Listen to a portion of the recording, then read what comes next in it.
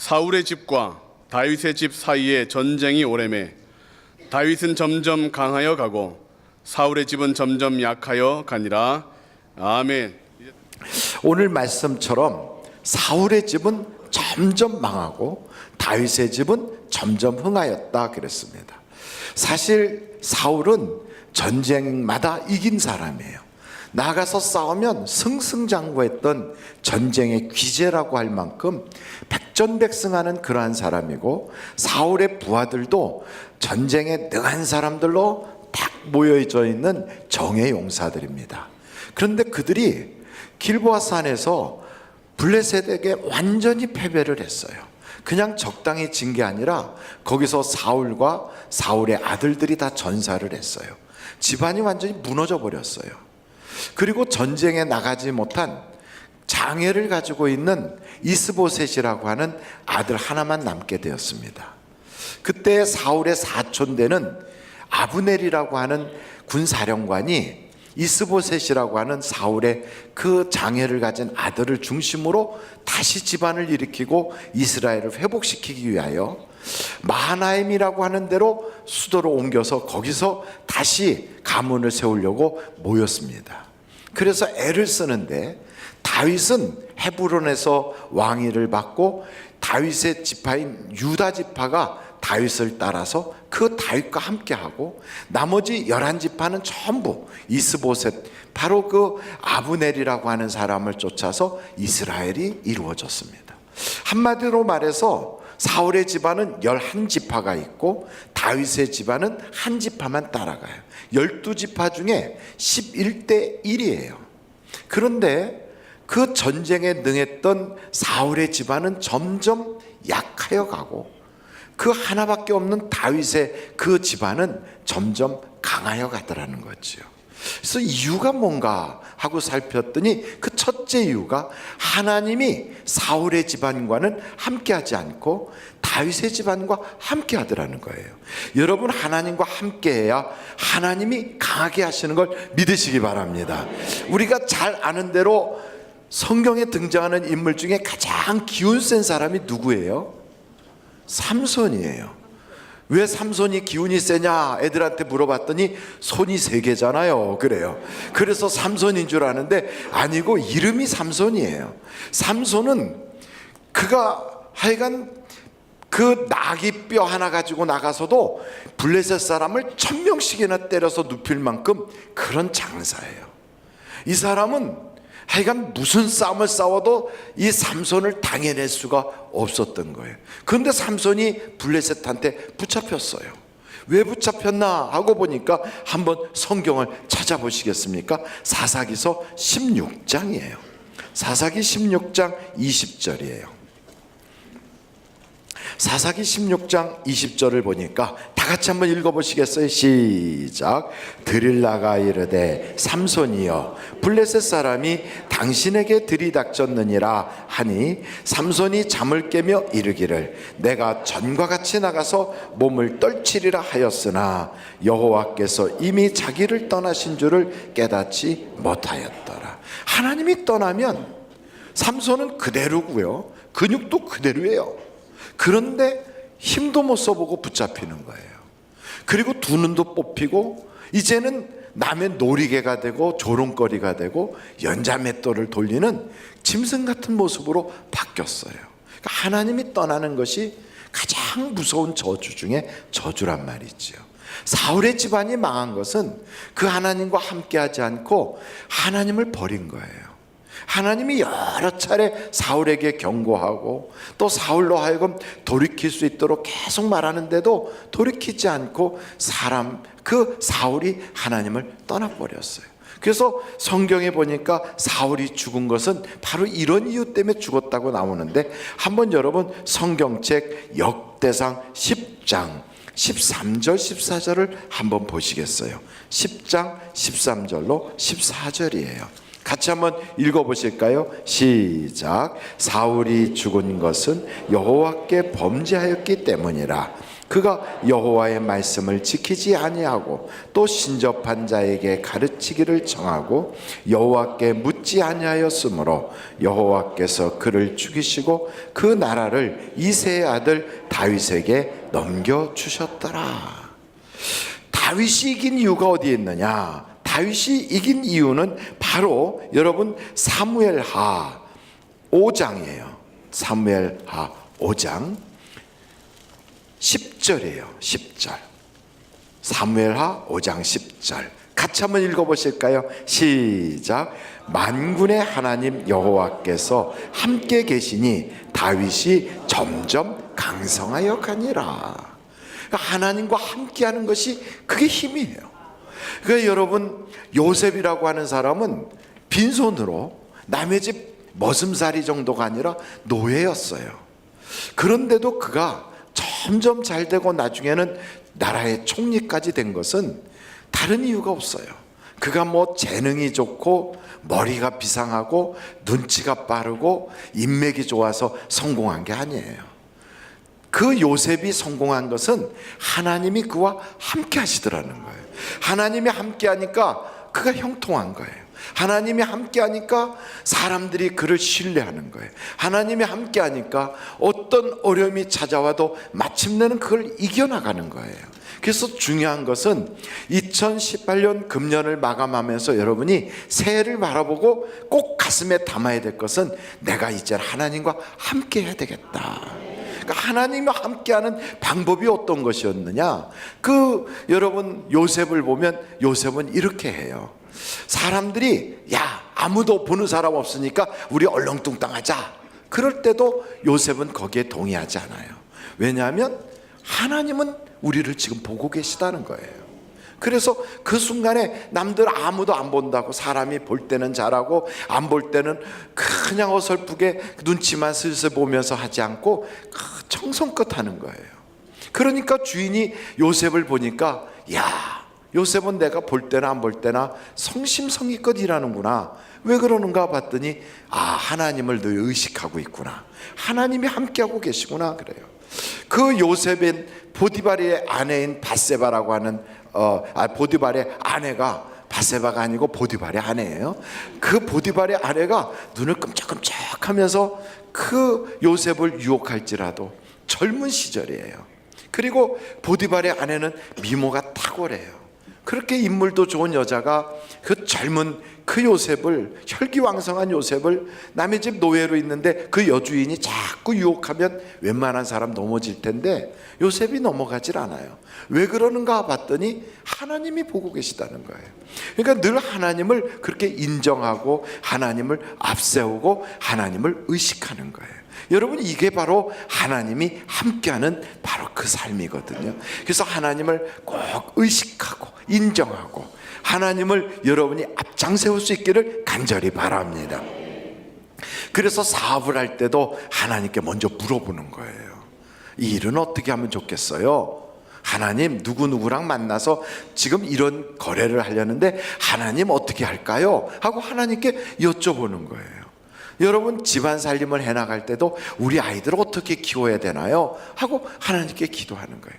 말썽을 부리고 공부를 잘 안 하고 사춘기에 빠져 있는데 하나님 내가 이 아이를 어떻게 해야 될지 모르겠어요. 하나님이 주신 선물이니까 하나님 어떻게 하면 좋겠어요? 그리고 하나님께 물어보는 거예요. 매사에 하나님께 기도하고 하나님을 앞세우고 하나님을 인정하고, 그래서 여러분 가계부를 쓸 때에도 회사 장부를 기록할 때에도 내가 누구와 거래할 때에도 직장 생활할 때에도 하나님을 인정하고 하나님을 보는 것 같이 하면 그 하나님이 복을 주시는 거예요. 모세가 왜 복을 받았느냐? 보이지 않는 하나님을 보는 것 같이 살았대요. 그래서 어떤 분은 아침에 나갈 때 손을 이렇게 꼭 잡는데요. 왜 그러느냐 그랬더니 물론 하나님이 내 속에 계시지만 의식적으로 하나님 오늘도 내가 주님 손 붙잡고 갈게요 하고 손을 꼭 잡는다는 거죠. 그것도 좋지만 내가 주님의 손을 붙잡으면 내가 또 잊어버리면 손을 놓게 되잖아요. 하나님이 내 손을 꼭 붙잡았다고 그렇게 믿고, 성경에 보니까 세상 끝날까지 우리 주님이 나를 버리지도 않고 떠나지도 않는다거든요. 그러니까 여러분, 그 하나님과 함께 할 수 있기를 간절히 바랍니다. 하나님이 함께하면 풍랑이는 바다에서도요 기적을 보는 거예요. 성경에 보니까 갈릴리 바다를 그렇게 배를 타고 가는 제자들 옆에 주님이 누워 주무시고 계시는데 풍랑이 일어났어요. 너무너무 두려운 거예요. 그래서 나중에 주님을 막 깨워요. 주여 주여, 우리가 죽게 된 것을 돌아보지 않겠습니까? 그랬더니 주님이 일어나서 바람아 멈춰라, 파도야 잔잔하라. 그랬더니 잔잔해지더라는 거예요. 여러분, 그러니까 그 배가 파손하지도 않고 그 흉흉한 바다에 빠지지도 않고 모두가 하나님의 기적을 본 거예요. 그러니 여러분, 주님을 모시고 사는 게 얼마나 큰 복인 줄 아십니까? 사도행전에 보면 비슷한 사건이 또 있어요. 유라굴라 광풍이 불었던 그 배. 그 배는 276명이나 되는 많은 사람이 타고 있었어요. 근데 그 배에 사도 바울이 그 배가 풍랑이 일게 됐는데 어떻게 이야기하는가? 여러분, 다 같이 한번 사도행전을 살펴보시겠습니까? 사도행전 27장이에요. 27장 14절. 다 같이 한번 읽어보겠습니다. 시작. 얼마 안 돼요. 섬 가운데로부터 유라굴로라는 광풍이 크게 일어나니 15절. 배가 밀려 바람을 맞추어 갈 수 없어 가는 대로 두고 쫓겨가다가, 그렇게 쫓겨가는데 18절 보겠어요. 다 같이 한번 읽어보겠습니다. 시작. 우리가 풍랑으로 심히 애쓰다가 이튿날 사공들이 짐을 바다에 풀어버리고 19절. 사흘째 되는 날에 배의 기구를 그들의 손으로 내어버리니라. 그러니까 완전히 포기한 거예요. 그 배에 있는 짐도 다 버리고 배에 있는 도구도 다 버려. 이제 선원들도 어떻게 손 쓸 수가 없게 된 거예요. 그리고 하늘엔 그냥 하늘에 빛도 없는 거예요. 그래서 어떻게 됐는가? 20절 한번 보시겠어요? 20절 다 같이 한번 읽어보겠습니다. 시작. 여러 날 동안 해도 별도 보이지 아니하고 큰 풍랑이 그대로 있음에 구원의 여망마저 없어졌더라. 이제 살 길이 하나도 없는 거예요. 바로 그때 하나님이 우리와 함께 계신다면 거기도 소망이 있는 거예요. 여러분, 사업을 하다가 소망이 전혀 없어. 이제는 누구도 이 사업에서 다시 회복시킬 수가 없다. 우리 가게는 이제 끝났다. 우리 집안도 이제 끝났다. 우리 부부 생활도 끝났다. 그런 생각이 딱 들고 우리 이제는 살아갈 여망이 하나도 없다. 이렇게 될 때 여러분, 여기 성경에 보니까 22절에 이렇게 말하고 있어요. 22절부터 23절 같이 한번 읽어보겠습니다. 시작. 내가 너희를 권하노니 이제는 안심하라. 너희 중 아무도 생명에는 아무런 손상이 없겠고 오직 배뿐이리라. 내가 속한 바 곧 내가 섬기는 하나님의 사자가 어젯밤에 내 곁에 서서 말하되, 하나님이 보낸 사자가 내 옆에 서서 말했다 이거예요. 그러니 걱정하지 마라. 다 살 것이다. 여러분, 때로는 그 풍랑이는 바다에 떠 있었던 갈릴리 바다의 배는 파손하지 않고 살아남았어요. 그런데 이 유라굴로 광풍에는 이 배가 다 깨져버려서 산산조각이 났어요. 그래도 그 배에 타고 있었던 276명은 다 살았어요. 그리고 멜기데 섬에 들어가갖고 그 섬에서 큰 하나님의 기적을 보고 그 섬에서 도움을 받게 돼요. 여러분, 우리가 하는 사업이 때로는 하나님 지켜주세요 그랬는데 하나님이 나와 함께 한다는 걸 믿었는데도 깨져버리고 산산조각이 날 수도 있어요. 절망하지 마세요. 그 다음에도 하나님의 기적은 연속될 수 있어요.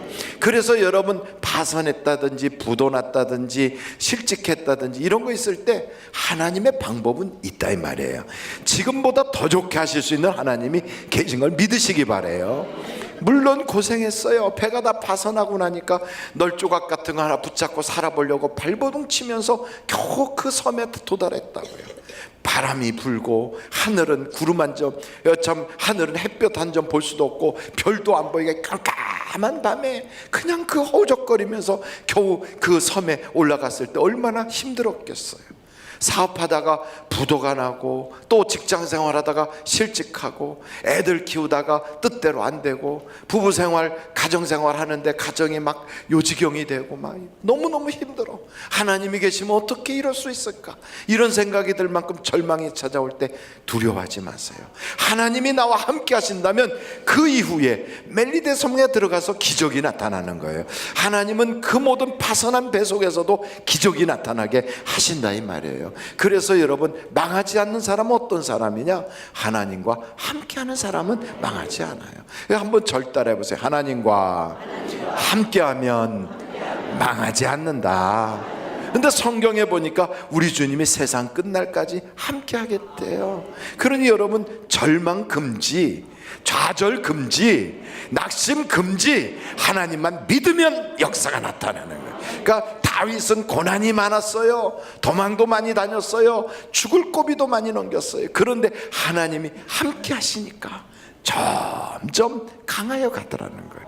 저는 여러분들이 하나님과 함께 하시기를 간절히 바랍니다. 두 번째는, 오늘 성경 본문 말씀에 사울의 집은 점점 약하여 가고 다윗의 집은 점점 강하여 갔다는 거예요. 사울의 집안 식구들은 사울이 길보아 산에서 완전히 죽고 그 아들들도 죽고 큰 어려움을 겪었어요. 그러니까 마음속에 울분이 가득한 거예요. 어떻게든지 살아남아 보려고, 어떻게든지 다시 일어나 보려고, 그 집안을 회복시키고 이스라엘이라는 나라를 일으켜 보려고. 그래서 아브넬이라고 하는 사람이 그 사울의 사촌인데, 그 사촌이 자기 조카 그 사울의 아들 병이 있어서 제대로 건강하지 못해서 전쟁에도 못 나갔던 이스보셋을 탁 데리고 마하나임에 가서 뭉쳐가지고 한번 해보자 이랬다고요. 여러분, 사람끼리 막 모이고 사람끼리 의기투합하고 사람끼리 한번 목적을 가지고 해보자고 막 발버둥을 치면 잘 될 것 같은데 잘 안 되더란 말이에요. 한번 여러분 사무엘하 2장을 보시겠어요? 사무엘하 2장이에요. 거기에 8절서부터 한번 10절까지 보겠습니다.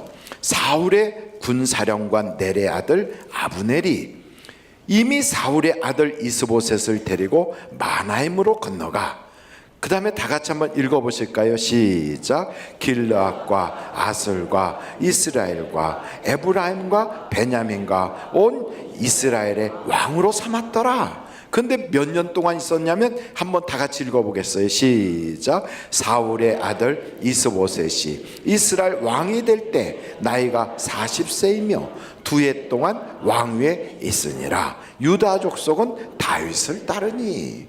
그러니까 이들이 열심히 뭉쳤어요. 그리고 마음을 합했어요. 의지가 투합했어요.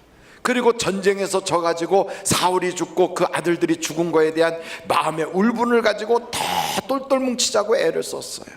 그런데 실패했어요.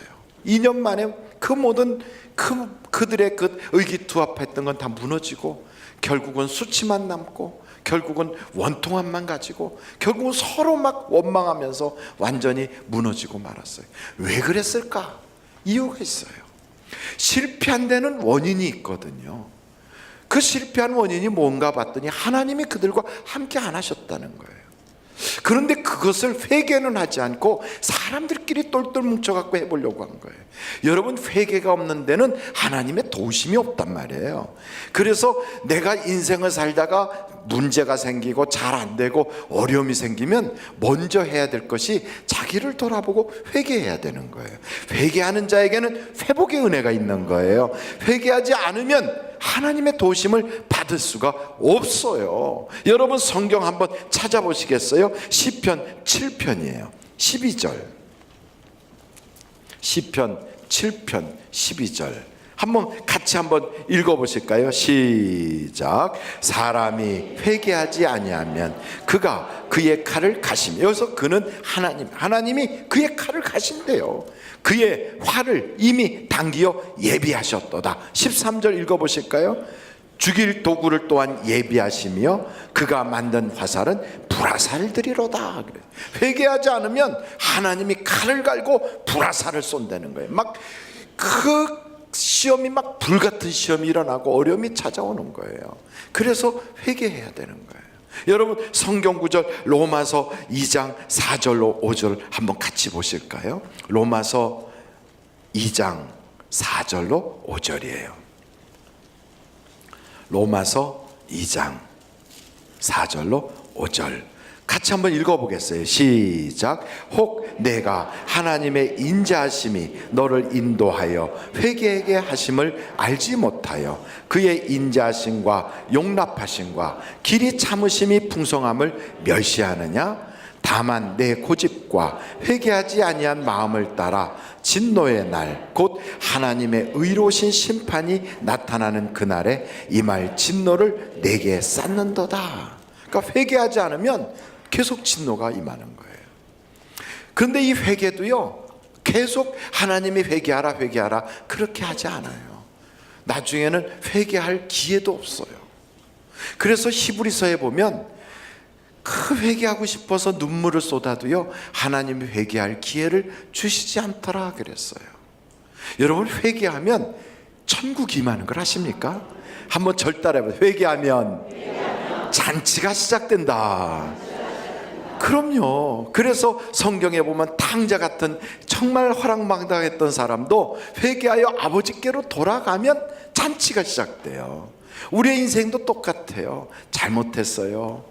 무너졌어요. 다 깨졌어요. 그래도 하나님께 회개하는 거예요. 하나님, 내가 죄인입니다. 내가 잘못 살았어요. 내 모든 죄를 용서해 주세요 하고 하나님께 회개하잖아요. 예수의 피로 나의 죄를 씻어주세요 하고 회개하면 하나님이 회복하게 하시고 잔치가 일어나게 해주세요. 그래서 회개하라, 천국이 가까웠다 그래요. 왜요? 회개하면 천국이 임하게 되니까. 그런데 이걸 안 해요. 그리고 뭘 하냐면 어떻게든지 그냥 좋은 일만 있으면 되겠다고 싶어서 점치러 다니는 거예요. 사울이 그래서 망했다니까요. 기도는 하지 않고 회개는 하지 않고 점치는 데를 찾아가요. 예수 믿는 사람들도 점집에 가는 사람들이 있어요. 새해가 되면 가서 어디 가서 복조리나 하나 사려고 그러고 북어 사다가 집에다 갖다 붙이려고 그러고, 그리고 심지어는 어디 가서 누런 종이에다가 하는 그 뭐라고 그래 그런 걸? 예, 그런 걸 갖다가 들고 다니려고 그러고. 그거 가지고 여러분 복을 받겠어요? 그러니까 하나님을 찾아가지 않고 하나님께 기도하고 하나님께 회개하여 회복할 생각은 안 하고 그냥 쉽게 회개 없이 그냥 복만 받으려고 그래요. 회개를 안 해요. 그냥 막 원통해하고 발버둥 치고 막 억지로 뺏기지 않으려고 막 앙탈지게 그냥 붙잡고 막 바둥바둥 거려요. 그런데 하나님이 주시지 않으면 다 빼앗겨요. 하나님이 주시지 않으면 다 뺏기는 거예요. 심지어는 점집에는 못 가니까 누가 예언의 은사 받았다면 거기 찾아가는 사람이 있어요. 그러니까 점집은 차마 못 가. 그 대신 누가 예언의 용하다, 아주 막 쪽집게 같으다 그러면 그런 목사님, 그런 무슨 선교사님, 그런 권사님, 장로님, 그런 집사님 찾아갖고 거기 앉아갖고 내가 앞으로 어떻게 되겠어요 하고 물어보러 가요. 그러면 하고 마치거든. 아이고 정말 쪽집게 같으다. 여러분이 여러분 거 더 잘 알아요. 그 사람보다. 그 사람이 둘째 아들이구만. 그 둘째 아들인 건 우리가 모르나요? 요즘 이런 문제가 있구만. 그런 문제 있는 거 우리가 몰라요. 그거 남이 얘기해주면 신통한 줄 알아요. 그것보다 더 중요한 게 있어요. 하나님은 우리의 백속까지 알아요. 그 하나님께 여러분 죄를 다 내놓고 회개하고 돌이키면 역사가 나타나는 거예요. 말씀대로 살지 않고 욕심대로 살려고 그러고, 하나님의 뜻대로 살지 않고 자기 주관대로 살려고 그러고, 하나님이 원하는 길로 가지 않고 내 고집 부리면서 막 그냥 붙잡으려고 그러면 상함이 많아요. 힘든 거예요. 그래서 사울이 망한 거예요. 여러분 회개는 하나님이 시켜주시는 은혜인 걸 아셔야 돼요. 그래서 2018년 금년이 다가기 전에 새해를 맞이할 때 바로 지금부터라도 하나님, 내가 금년에 살면서 잘못 살은 게 있어요, 용서해 주세요. 이거 회개해야 돼요. 우리가 지은 죄는 얼만큼 지었냐면 마음이 원하는 데는 이만큼인데 육신이 약해서 못 갔잖아요. 그 차이만큼이 다 죄예요, 이게. 그래서 성경에도 보면 마음은 원이로되 육신이 약하여 그래서 잠잔단 말이에요. 기도도 못하고. 그게 시험에 드는 거래요. 시험은 바로 그게 시험이에요. 그게 바로 죄예요. 내가 마음으로는 이러면 안 됐지, 내가 더 기도해야지, 내가 회개해야지, 내가 전도해야지, 이건 마음으로 알아요. 근데 몸이 약해서 이 몸이 안 따라가. 그 차이만큼이 그게 다 죄라고요. 그 우리 어떻게 해야 됩니까? 그 몸을 이제부터는 내가 마음이 원하는 대로 부려먹어야 되거든요. 그래서 우리 육신을 향하여 우리의 마음으로 우리가 명령을 해야 돼요. 너 육신아, 내 마음에 복종해라, 이렇게 명령을 하세요. 너 육신아, 내 마음이 기도하기를 원하는데 너 육신은 기도에 순종해라, 이렇게 명령을 해야 돼요. 하나님 뜻대로 살지 못하게 회방하는 더러운 육신아, 이제부터 그 모든 육신의 그 저주를 완전히 끊어버리고 내 마음에 원하는 대로 순복하고 따라와라, 명령해야 돼요. 그렇게 명령하면요, 육신이 탁 쫓아와요. 주일날 예배 한 번만 살짝 드리고 주일성수했다고 도망가요. 출석부 부르듯이. 그렇게 하나님 앞에 그냥 얼굴만 쓱 한번 내밀고 그러고 가던 우리의 그 마음들, 그 왜 그러느냐? 육신이 약해서 그래. 피곤하니까 그래. 그 대충 신앙생활해요. 하나님에 대한 열정이 없어요. 그럴 때 어떻게 합니까? 육신아, 내 몸이 원하는 대로 살지 말고 내 마음이 원하는 대로 쫓아와라 하고 명령을 하라고요. 그러면 그때부터 달라져요. 근데 그런 걸 못하고요, 그걸 자랑을 해요. 그 잘못을 자랑하고 그 죄를 자랑하고 하나님이 별로 안 좋아하는 걸 자기의 자랑인 줄 알아요. 그건 다 자랑이 아니에요. 하나님이 원하는 대로 살아야 그때부터 하나님의 복이 임하는 거예요. 벌써 우리는 다 알잖아요. 이게 육신이 원하는 건지 마귀가 원하는 건지, 이게 하나님의 성령이 원하시는지 다 안다고요. 그럼 성령이 원하는 대로 쫓아가면 그 길은 좁은 길이라도 생명의 길이요 복받는 길이라 이 말이에요. 그러니 여러분, 점치는 이런 데 갈 거 뭐 있어요? 이제 새해가 딱 밝아오면 어떤 사람은 처음에 떠오르는 저 정돈진에 가서 태양을 한번 보고 빌어야 되겠다. 그 태양신 섬기는 사람이에요. 우상 숭배하는 거예요. 남산에 올라가서 거기서 햇볕을 처음부터 쐬겠다고. 그런 짓 하지 마세요. 어떤 사람은 제아의 종 꽝꽝 울리는데 거기 가갖고 거기서 소원을 빌겠대. 그거 다 우상 숭배라니까. 그러니까 신년 딱 시작할 때 첫 시간을 하나님께 드리고 하나님이 주시는 복을 받고 하나님과 동행하는 것이 인생의 최고의 그게 축복인 걸 알고요, 첫 시간을 하나님께 드리는 거예요. 이 영시 예배는 그게 중요한 거예요. 딱 첫 시간 하나님께 드리자. 그러고서 내가 한 해를 잘못 살아오고 육신을 쫓아 살았던 것 다 끊어버리는 거예요. 오늘 여러분의 마음속에 그러한 결심이 있기를 간절히 바랍니다. 마지막으로 다윗이란 사람이 왜 승승장구하고 사울은 망했는가? 다윗은 하나님의 마음에 쏙 드는 게 있어요. 두 가지예요. 그 첫째가 다윗은 성전을 사랑했어요. 뭘 사랑했다고요? 성전, 하나님의 성전을 사랑해요. 그래서 하나님의 성전을 사랑하는데 시편에 보니까 다윗이 이렇게 고백해. 한번 여러분 시편을 찾아보시겠습니까? 시편에 27편이에요. 4절. 시편 27편 4절. 같이 한번 읽어보겠어요. 시작. 내가 여호와께 바라는 한 가지 일, 그것을 구하리니 곧 내가 내 평생에 여호와의 집에 살면서 여호와의 아름다움을 바라보며 그의 성전에서 사모하는 그것이라. 이게 다윗의 기도예요. 다윗의 기도 제목이 딱 하나 있었다는 거예요. 그게 뭐냐? 하나님의 성전에서 늘 주님을 사모하는 것이래요. 여러분, 이런 마음을 가지고 있으니까 성전을 짓고 싶다. 하나님의 법궤는 천막 속에 있는데 나는 왕궁에 있구나. 이런 생각을 하니까 복을 받는 거예요. 다윗이 복받은 이유는 하나님이 기뻐하는 일을 해요.